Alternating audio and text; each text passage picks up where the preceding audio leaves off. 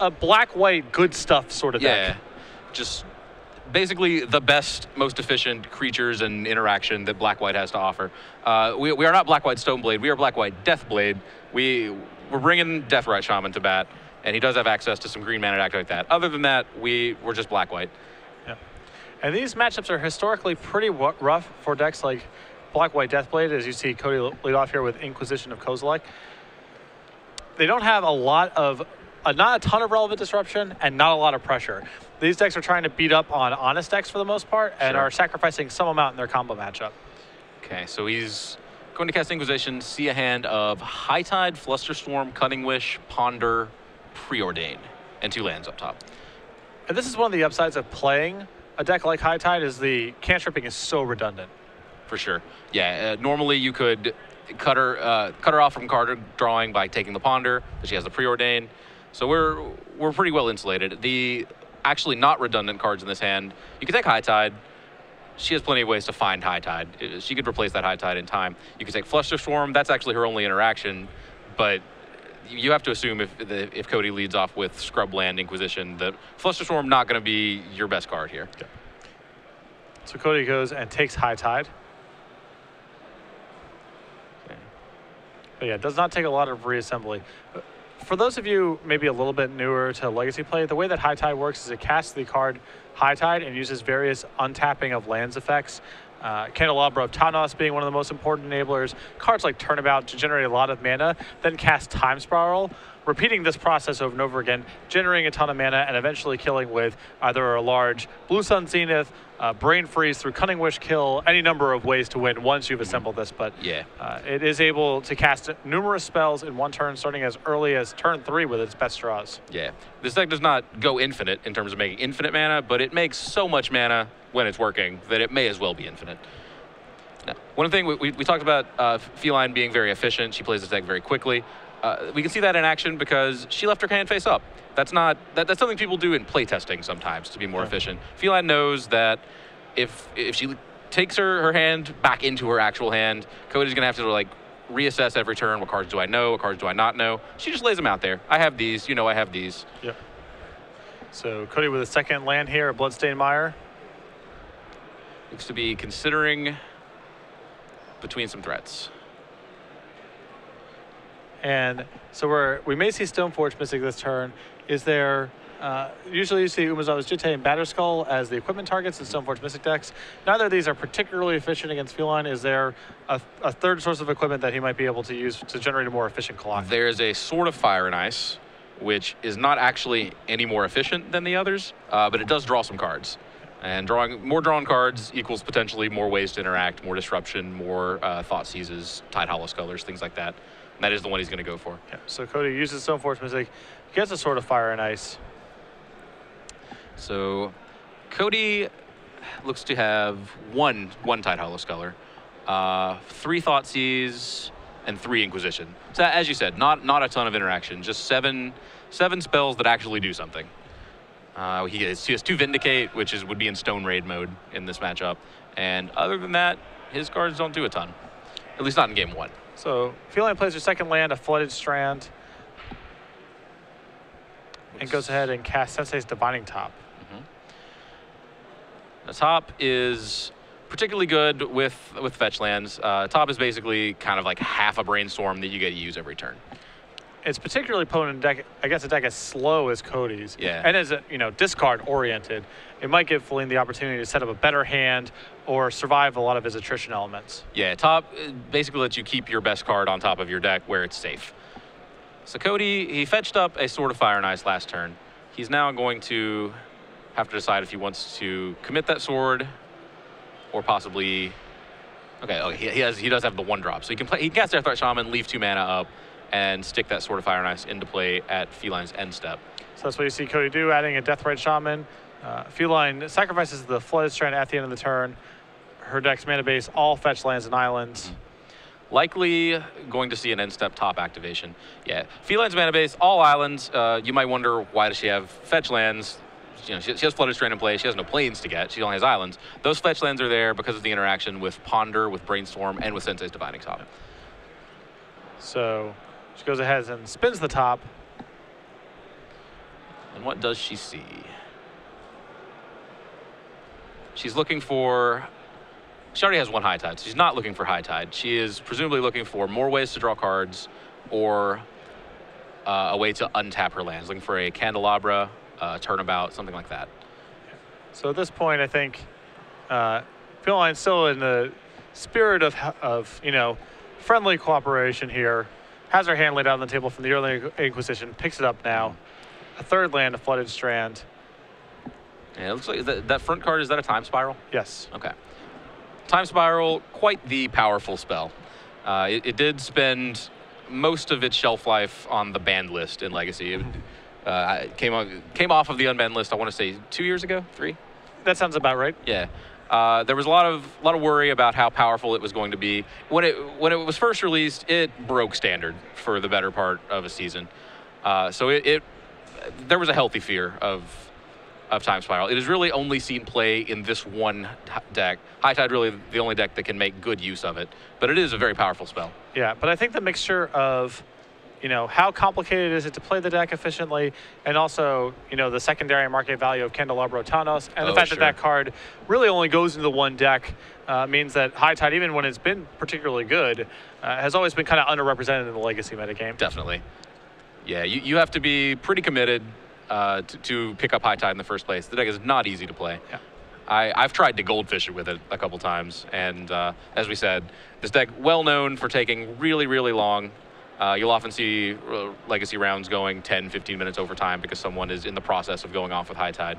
And I can sympathize. I don't know that I could finish a game with this deck in less than 20 minutes. So Feline brainstorming, shuffling away with the Flooded Strand, now spinning Sensei's Divining Top.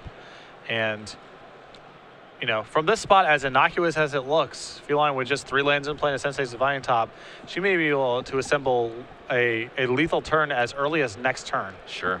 Yeah, High Tide it's not particularly spectator friendly while it's setting up. It's just getting lands in play. That's really all the deck's trying to do.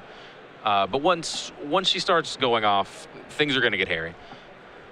So Cody did take the opportunity to sneak that Sword of Fire and Ice into play. He's going to get an extra card, and hopefully for him, hit a discard spell of some kind. He hits Liliana, which is a discard spell. But maybe a little too slow for this party. He looks like he does not have another land that would let him cast Liliana this turn. So now Cody is simply at the mercy of what Feline can generate this turn. He has no disruption, no counter spells. It's just if Feline can go, she can go. She moved what I believe was a Cunning Wish to the top of her deck. Fumbled a little with it, drawing it. I think it was an island. Okay. I think she maybe feels like she is in a position where she could go off this turn.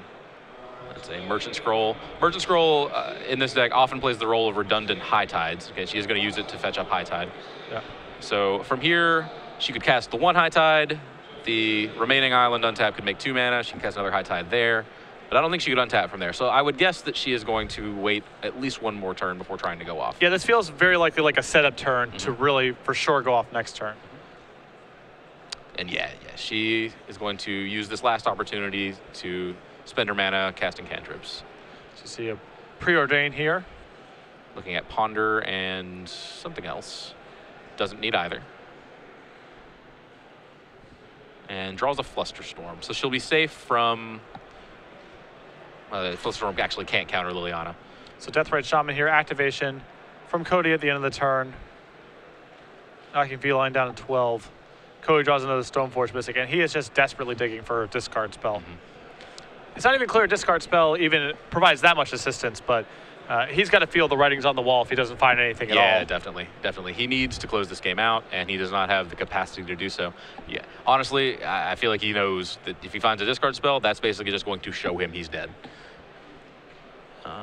He looks like he does not find a discard spell, except for that Liliana that we said was not most likely not actually going to interact with Feline in any significant way. And I actually recall, Cody, he defeated me at the Invitational in Las Vegas, the most recent one, playing a very similar deck. So this is not his first rodeo with this kind of strategy. Sure. Yeah, we see that in Legacy a lot, actually. Someone picks up a deck, they play it over an extended period of time, and they basically get good with it. Yep. We're seeing that actually on both sides of the table. Both of these players have been playing their decks. So Liliana, the Veil resolves. Cody +1s it. Feline discards Flusterstorm. And one last spin of the top. Sees a land drop. And I think we're going to be on our way here. Fasten your seatbelts. Huh? Yeah, okay. All right, so 1 high tide. So now all islands are making 2 blue mana. And you can see Feline starting to track with dice. Yeah. So she's going to make 8 mana, and she has access to Time Spiral. She may want to do something else before. Nope, okay. So she's going to shuffle that hand back in and draw fresh 7. She'll shuffle her graveyard in as well. Cody gets to do the same thing, but Cody does not have any instant speed interaction. Okay, Cody's going to crack a fetch in response. That's going to... He may be activating Deathrite Shaman in response. Yeah. Yeah, okay. He's going to get rid of that other high tide. Okay. So now you can see, you can start to see some of the pieces come together, how the Time Spiral alongside the high tides actually starts to net Feline mana. It's not mana neutral. She's actually adding mana to her mana pool through this process. Yeah.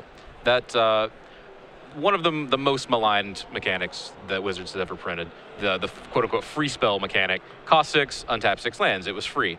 But when used in conjunction with pretty much anything that lets you make more than 1 mana out of a single land, this mechanic quickly gets out of control. Yeah, it has a fairly, that mechanic has a fairly naive interpretation of what kind of lands people are going to have in play. For sure. Assuming people have 6 forests in play and never do anything fancy with their mana, then yeah, this is totally fine. But there are high tides and Gaia's Cradles and Tolarian Academies lingering about. Yeah, yeah. This interaction has caused quite a bit of problems over Magic's history. Yeah, when this card was designed, I'm sure someone was thinking, oh, well, someone will cast Time Twister and Crawlworm in the same turn. Right. What's the harm?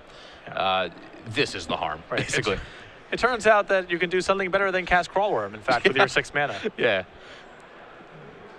So we're going to see a fresh 7. The danger when casting High Tide, or sorry, not High Tide, when you're casting Time Spiral, is you don't know what's going to happen. You are kind of spinning the wheel in this case. She could just draw 7 blanks. Yeah, this is actually the gift and the curse of this deck, if you're in Cody's position, is there is some fractional % chance that she fails from here, which is good for you, as it means that you actually may win the game. Yeah. But it's bad for you from the perspective of you feel obliged to play it out, even though the percentage chances are not very good. Yeah.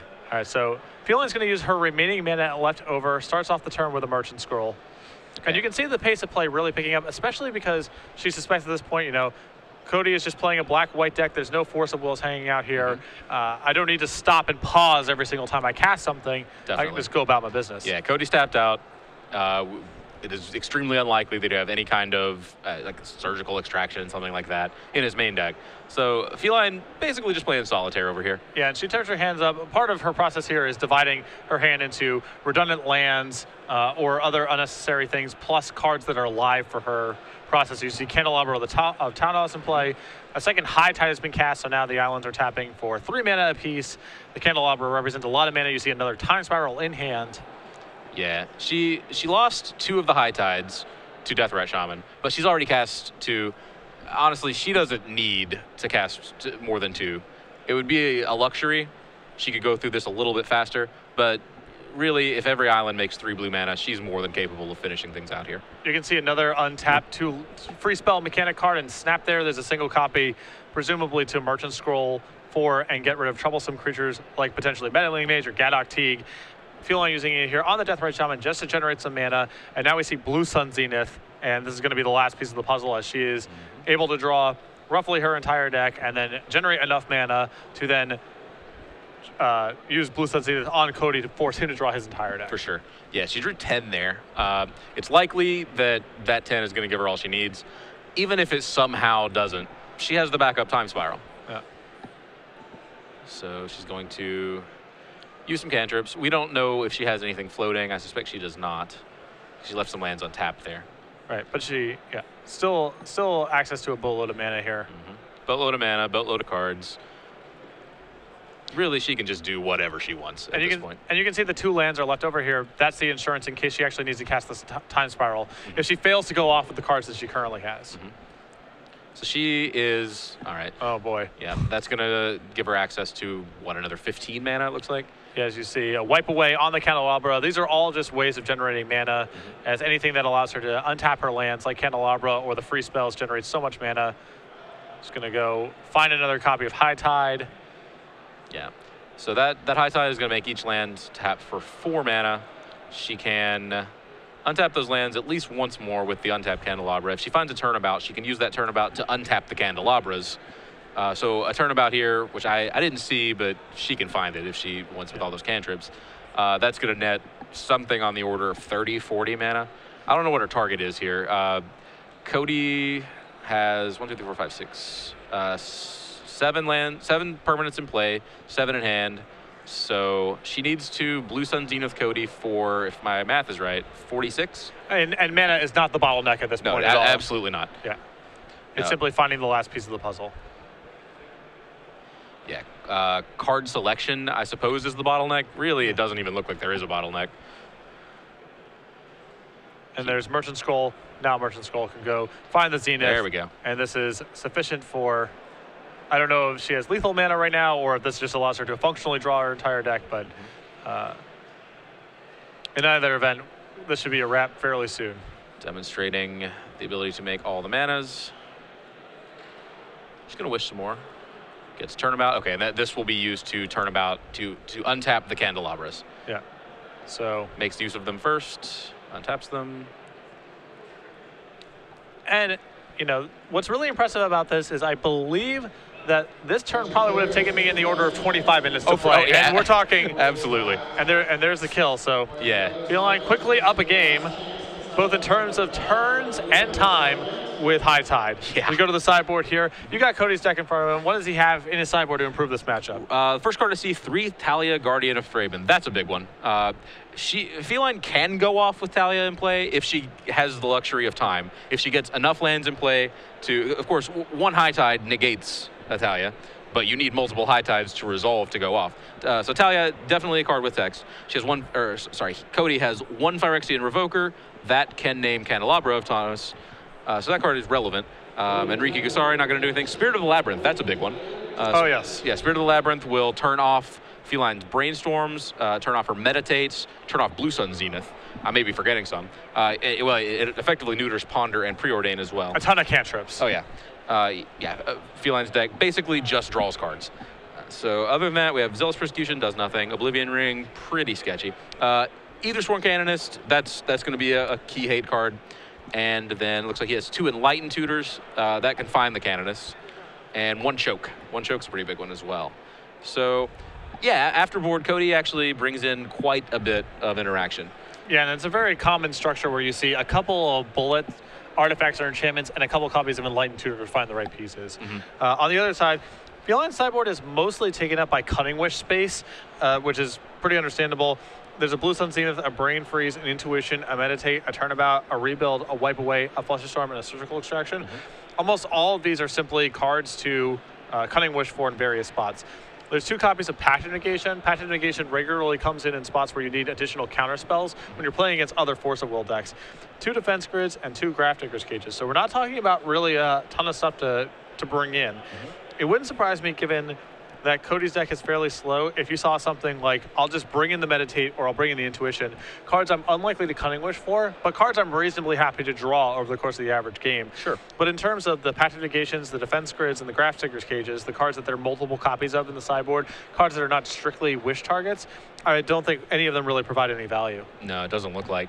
Grafdigger's Cage can turn off Lingering Souls, does things like that, but that's really not where she wants to be. Yeah, look, Grafdigger's Cage very low on the list of cards that Feline cares about. Yeah, definitely.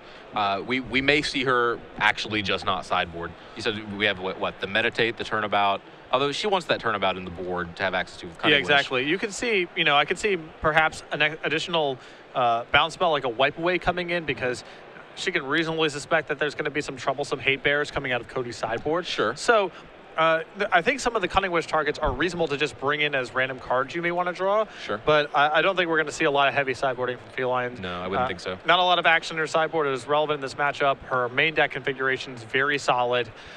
And so you might see a couple changes around the edges of the deck, but nothing substantial.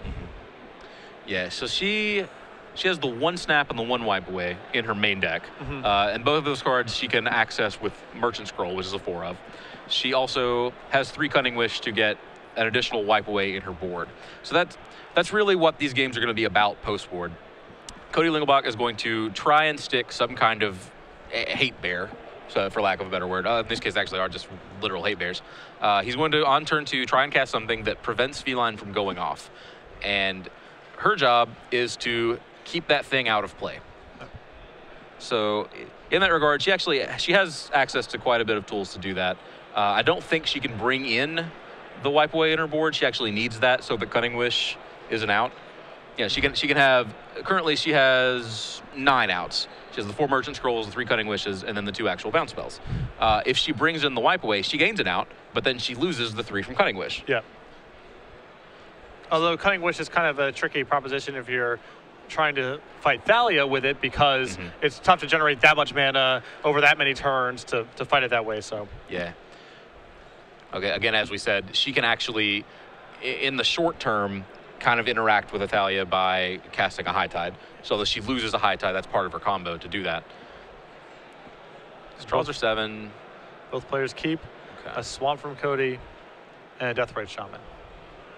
Deathrite Shaman seems like it would kind of be relevant against a deck with Time Spiral. As we saw in game 1, he managed to eat 2 of the 4 High Tides, and it just didn't matter. Yeah. I think Graveyard Interaction, a lot of people try to bring in Graveyard Interaction against High Tide, and it's not irrelevant, but it's not especially relevant either. Yeah, it's one of those things in my mind where if it's a piece of a puzzle and you have multiple different ways of disruption or pressure or multiple different axes you're fighting on, a little bit of Graveyard Hate can provide some utility. But if it's the only thing you're doing, if you think that you're going to stop it with just a surgical extraction, that's very rarely the case. You see Thoughtseize here on the second turn from Cody after Feline played an Island and a Candelabra of Tawnos on her first turn. So Feline in the tank here. She's tapped out, so she would presumably be thinking about Force of Will here. Although I do not see a Force of Will. That must be there. Yeah, all will be exposed momentarily, so there's no reason to bluff if you don't have it. For sure. Yeah, there it is. Okay, and so she could pitch the High Tide or the Time Spiral. Okay. Pitches Time Spiral. Really has something that she wants to protect in there if she's willing to do that. All right, we're about to see it with an Inquisition as the follow-up. 3 lands, Candelabra. And by that I mean 3 lands. Yeah. So now Feline down to just islands in hand.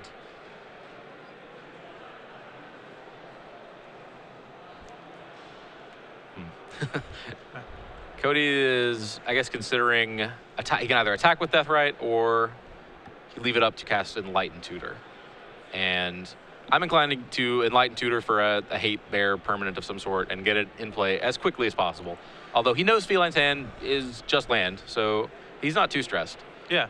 Well, what I really like here about Enlightened Tutor, I actually think I would err on the side of getting Spirit Labyrinth because it's actually a pretty good source of damage here. For sure. It's 3 points a turn, as you see. Yep, Spirit Labyrinth is going to be the card that Cody goes and gets. A new one from Board of the Gods, and certainly the most hyped, for Legacy at least, of cards in the format, as it's so disruptive against all the blue cantrips. Definitely. Yeah, I tried that card out as a 4 of the first week that I could in Legacy with kind of mixed results, but it looks really good here as a 1 of to fetch up with Enlightened Tutor.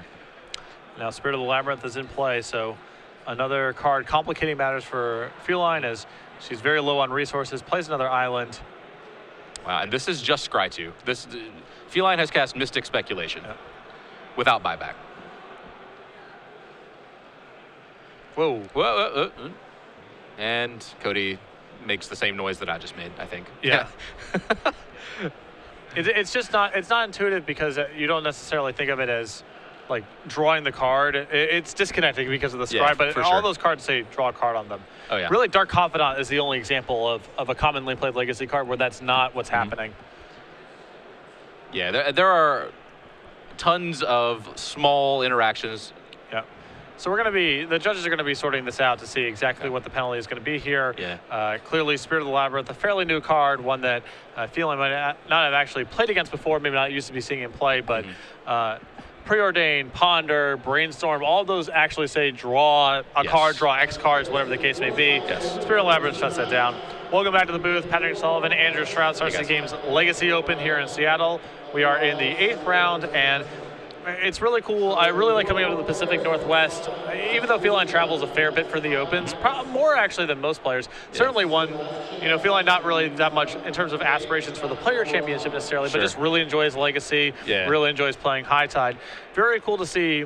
I really enjoy when the Fringe decks have their pilot, their avatar, their advocate, show up in the Legacy tournament and run deep regularly. Definitely. And if High Tide has to have one avatar step up, I'm really glad it's her, again, because High Tide in the hands of I don't even want to say inexperienced, in the hands of a not extremely experienced pilot. Yeah, I mean, I've played Magic for, 17 years or whatever the case may be, and I have played some combo decks in my life, and being able to play that deck that rapidly is not even close to something that's in my skill set. And it feels like it's the type of thing where, you're sitting in your bedroom on your bed and you're just drawing up hands and going through the motions over and over again to get used to the operations.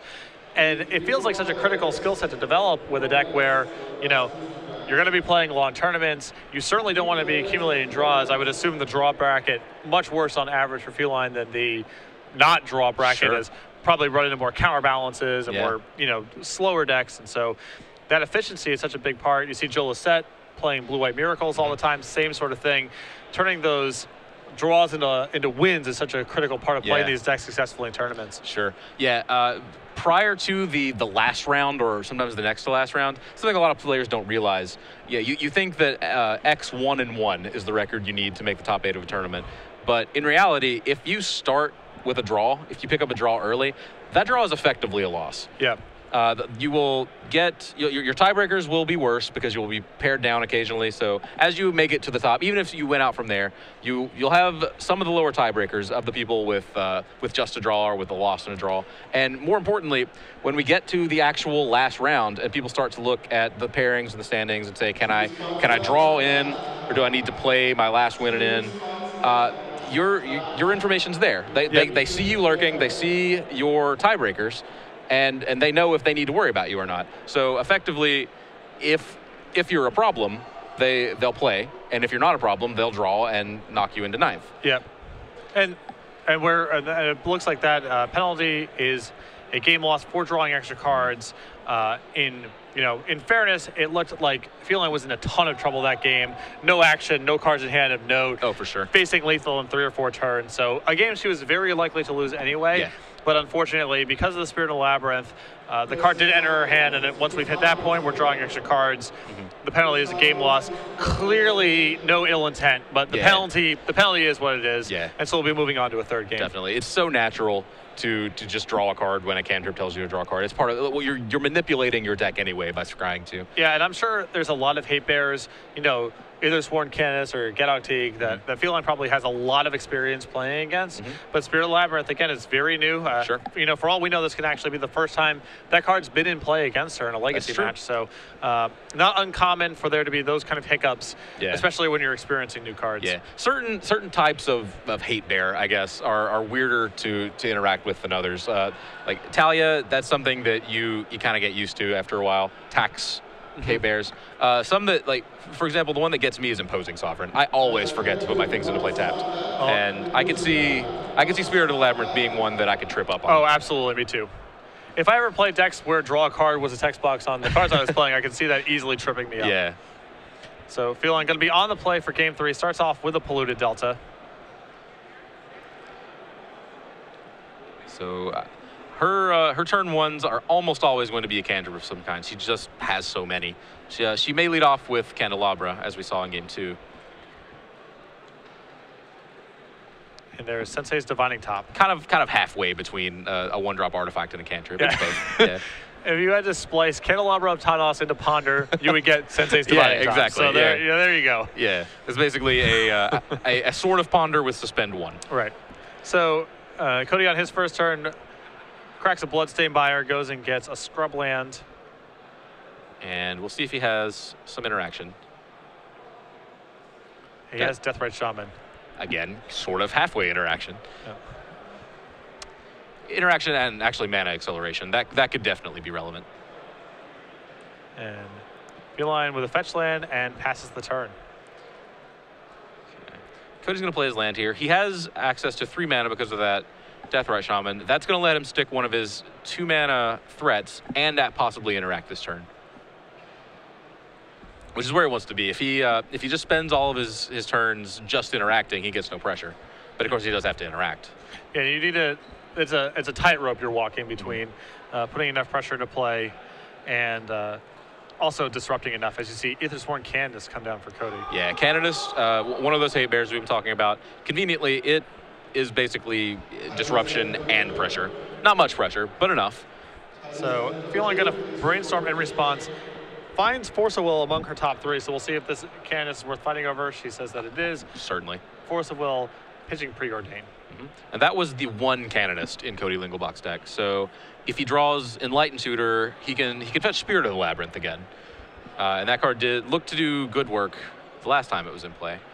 So Feline does not crack her fetch lands, implying that she's pretty happy with everything that she has right now.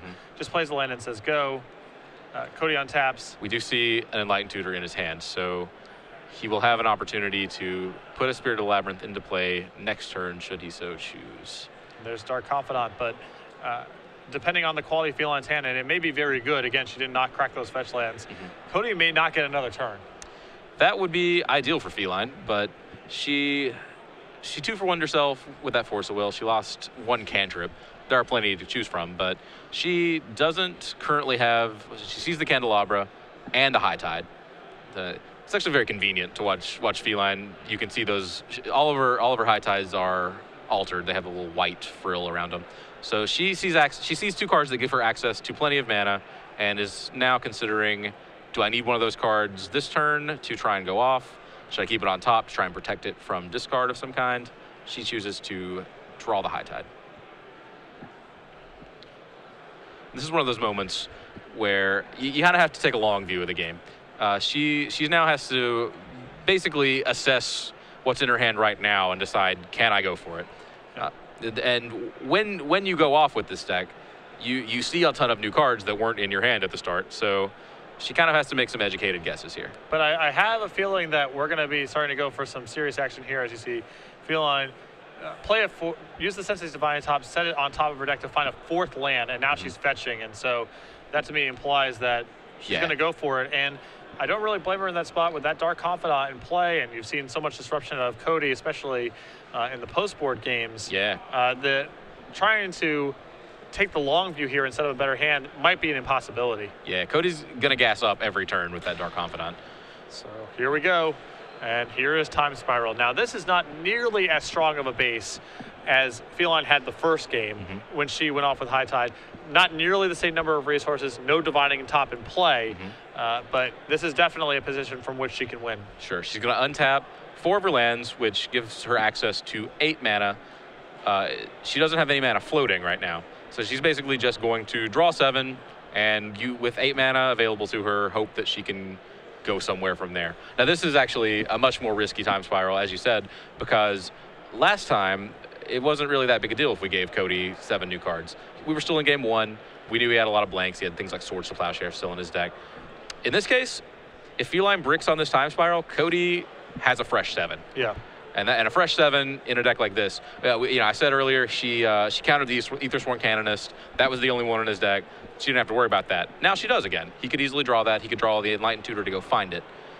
The Spirit of the Labyrinth could be drawn. I mean, there's a lot of bombs waiting in Cody's deck now. Yeah, going to be a lot of tension for Feline right now because if she has to pass the turn, I feel like her chances get very slim. Yeah. So 1 High Tide cast. Island's producing 2. She's made her land drop this turn, so we're looking at right now access to 8 mana. And the only way she can increase the amount of mana she has access to would be drawing another High Tide or a Candelabra or Turnabout. Yeah, the snap. There's a couple random ones, but sure, yeah. She could snap one of Cody's creatures as well. So we see land she cannot play, some cantrips. She's going to start off with a Ponder. 1 mana on the pool. Again, that island taps for 2 mana, not 1. Finds Ponder, Force of Will, and Island. I would guess she shuffles this away, but I I don't want to presume how someone who is as experienced as Feline is going to use her cantrips. Yeah.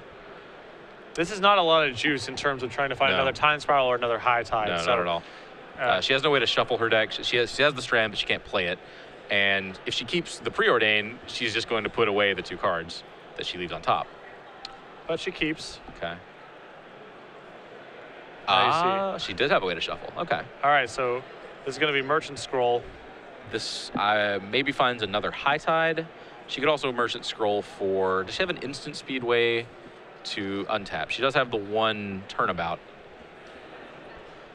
So this is definitely going to be something to find mana, whether it's High Tide or something to untap or lands. Yeah. In this particular game, unlike in game 1, mana is the bottleneck, at least at this stage. And she's got some options to consider. This is a make or break decision. Yeah. I think there are multiple possible cards to choose, and yeah, I would have no idea which one. So right now she has 1 mana floating. So this High Tide is going to turn her islands into producing 3 blue apiece, which means now Time Spiral is back on, and any untapped land effects, whether it's Candelabra of Taunos or Turnabout, potentially unleashes a lot of mana. Right. So if she spends the 1 mana to cast High Tide, she would have access to 6. She could also spend the 1 mana to cast High Tide, and we can see the top. We don't know what other cantrips she has, but the top can go digging for Turnabout or Candelabra, as you said. And once she gains more mana, things can get... Oh, was that a... It looked like I passed the turn. I was... Not yet. So okay. Second High Tide resolves now has... it has 2 mana floating, or now with the Divining Top activation, now down to 1 mana floating, plus an island at the ready, so access to 4 mana left over on this turn. Right. I see Blue Sun Zenith, the front card of her hand. That's not really a card you want early on in your combo turn. You obviously, you want it late when you have all the mana. You also kind of want it in the middle of your process. But here, she can Zenith for 1. That's not going to do it. And you can see her really, the gears grinding here, trying to see how can she wiggle out of this one. As I said, she knows letting Cody Lingelbach on tap is bad news. Blue Zenith for 1? Yeah. Yep, Zenith for 1. Draws the force. Okay, that actually gives her some insulation there. The Zenith's going to be shuffled into her deck there. Yeah, she has to assume that Cody Lingelbach is going to cast a relevant spell, and so she gives herself the Force of Will. But when she passes the turn, she's going to lose those High Tide effects. Yeah, and also critical is that a second one of her High Tides is likely to be removed by the Deathrite Shaman, which is going to leave her with just very few resources. Yeah, Cody Lingelbach flips Stoneforge Mystic off of that Deathrite. So you can see when the High Tide deck has to go off from that base, not a ton of resources, it's actually reasonably likely to fizzle. And Cody fans out his Fresh Grip. I believe I see Italia. That's bad news. I see a Thoughtseize for sure. That's also bad news. Yeah, Cody with a lot of resources to work with. And a lot of disruption now. And Feline showing a lot of weakness with how her last turn went. Oh, for sure. Yeah, that Blue Sun for 1, you've gotta feel comfortable about your chances if you're Cody and you see that. Well, you know, after the turn, you know, when Feline it's clear to her that she's going to fizzle, that Blue Sun Zenith has to be worse than a random card. So it's still worth doing it for 1. That's true. I suppose if she holds it, she could play a land. And, oh boy, there's a choke. Yeah, Feline does have the force. She made sure that is certainly not going to resolve because the game is over if that resolves. Well, does she not have another blue card? Draws a card to find it. Looks like she didn't. Choke is just in. Yeah. All right, that's very, very bad news for Feline. She does have effects that untap her lands, but she does not have mana to cast them currently. And she's also under the gun. I mean, she's taking a lot of damage here, so. Yeah, it looks like she just drew basically nothing but lands off that spiral. Yeah. Could not even force a will a choke, which is pretty crazy. And flips Ethos from Canadist off the Dark Confidant. That is going to be bad news as well. Cody Lingelbach now has an extra layer of lock, basically. Feline's deck needs to find cards like Snap and Wipe Away to get permanents off the board. And Cody Lingelbach now presents 2 separate permanents that say you cannot do anything while this is in play. Yeah, and this is, as I was saying, this is the risk of playing a Time Spiral deck. Yeah. You are always, the possibility that you draw blanks always exists. In game 1, Cody had to sit around because of that possibility. In game 3, Cody thriving because of that possibility. Yeah, look, I mean, that hand is just completely loaded. All the gas. I mean, for example, Cody's turn this turn could be, you know, Thoughtseize, Thalia, Linger Sworn Canvas, or something like that. Mm-hmm. Looks like he's going into the red zone instead. Yeah, he may be. At this point, if you're Cody, you have to ask yourself, how can I lose this game?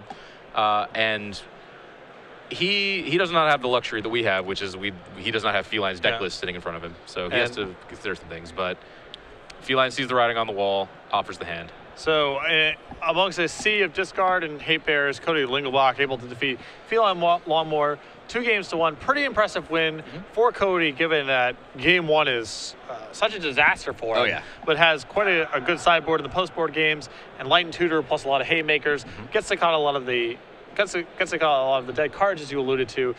And I think that's actually the biggest problem for High Tide, is you capitalize on a lot of game 1s. Definitely. Because your opponents have Source of Plowshares and other cards that don't really have anything to do with what you're doing.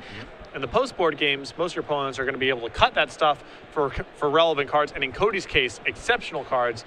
And because your deck is a combo deck with Cunning Wish, you just don't have that much wiggle room to improve your deck in the post-board games. Definitely. As we were discussing after game 1, we said, is Feline going to sideboard at all? Is she going to present the same 60? And it's likely she did. Yeah. And that was a disadvantage.